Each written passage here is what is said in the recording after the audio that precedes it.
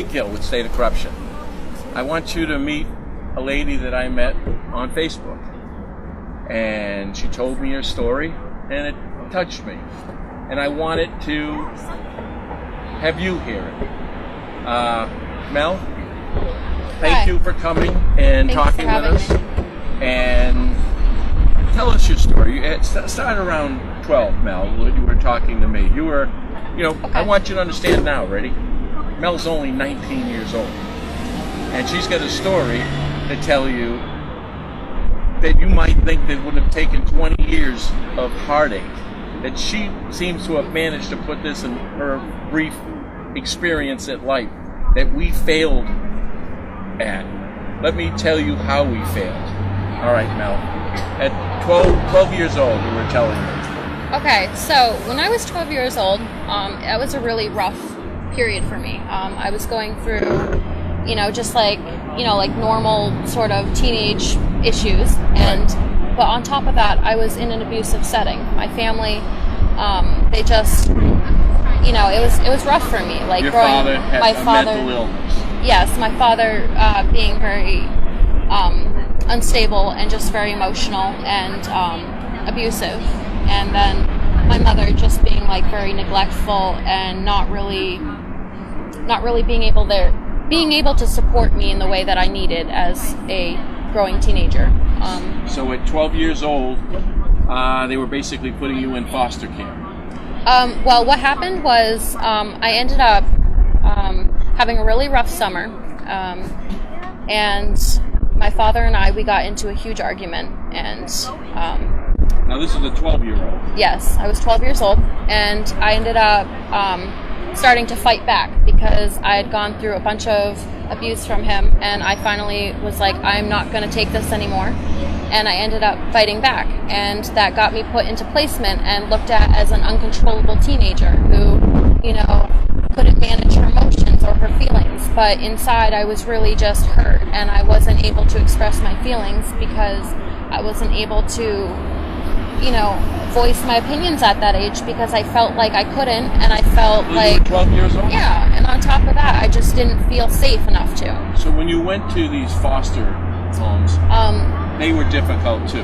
They were basically being paid by the state to take care of you. Well, first I got put into placement around the age of 12, almost 13. And the first placement I went into, I stayed there for 4 years, and every time I would ask to come home and, just live back into my normal environment, they would tell me no, and that they didn't want me home, or that, I was still unstable and, emotional, and that I wasn't prepared. And the truth is I wasn't prepared for the life of homelessness. And they didn't, they was helping you to get you out of that direction, where at 18 you were going to be homeless. Yeah. So no one reached out. So at 16 now, after foster care, right, you went to an adult prison on the basis of they just couldn't find a home for them. So, what happened actually was, I got I got put into this placement at 12, stayed there until I was 16, almost 17, got put back into the, neglectful, unstable environment that I was originally put into. And then from there, I ended up leaving, and I ended up getting put back into placement because they told me that they didn't want me in foster care because who would want a 17-year-old kid? Nobody wants, So they didn't have a when place they picture, usually when people picture foster kids, they picture, cuddly little 12-year-old girls who are nice and playful, but that's not the reality of things, especially if you have a damaged child with, abuse and neglect under her plate. So, yeah. So at that point, they put you in an adult prison. Yes, at you were 17 years old. At 17, they ended up putting me into a prison or a jail or whatever. Now, Mel didn't commit any crimes. I didn't commit any crimes. She's not on drugs or never even taken drugs. I wasn't convicted of anything. I did have charges though, but they literally told me that they weren't going to put me in foster care that they were going to put me into a jail because they didn't have any place for me to go until I turned 18. And what was funny about that was by July 1st, they made it a law that no 17-year-olds could be put into jail.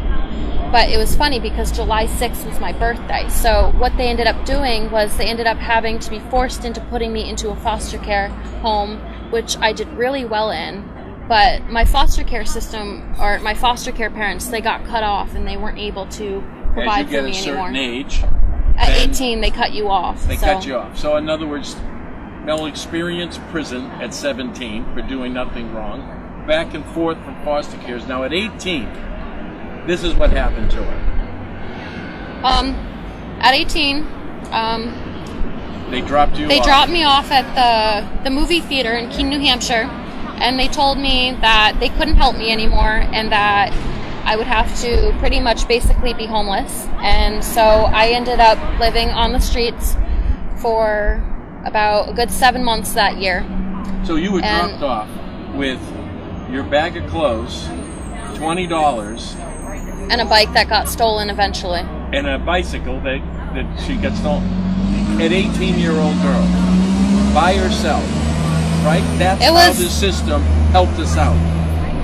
But it's a problem that the foster care system is allowed to just drop a child off once they're 18, because one day you're a child and then one day they're expecting you to be an adult and do everything that an adult does. There's no transition period. There isn't a stepping stone into being an adult. There's just, here's the door, here's a bag of stuff, and hope you enjoy the rest of your life. You know, like there isn't that. Right. So you wind up sleeping on the park, and what Mel would tell you is how people just ignore the poor people that are homeless here. It's just a lot of stigma and stereotyping. What I've realized being homeless is that people only will help you if they benefit from it. And there are people who still are genuine, but it's very rare that you find these people who actually are genuine enough to reach out and help you for the common good. And it's a problem because I guess the root of all of this is the fact that we dehumanize homeless people and we make them feel like they're not a part of society, because we have this hierarchy where we believe that if, it's about, your social status and about your income, which makes you either, I guess you could say, which either benefits you in the long run or it doesn't. And, like the hierarchy of, I guess it just determines whether or not you're going to succeed in life or not. And there isn't an in-between. And this is the thing, though, right? You're trying to survive as a young woman in this impossible situation, and that's why I want to help. Well, there was just I guess going through each day, it was more about each day. Like, it wasn't...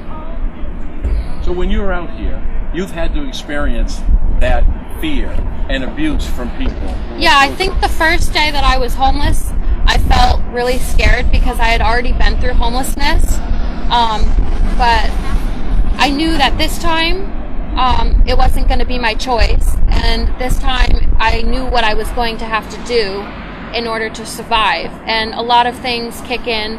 You're in the flight or fight mode constantly when you're homeless, and on top of that, like, you're made to do things that you don't want to do because you don't really have a choice. You're like trying to survive.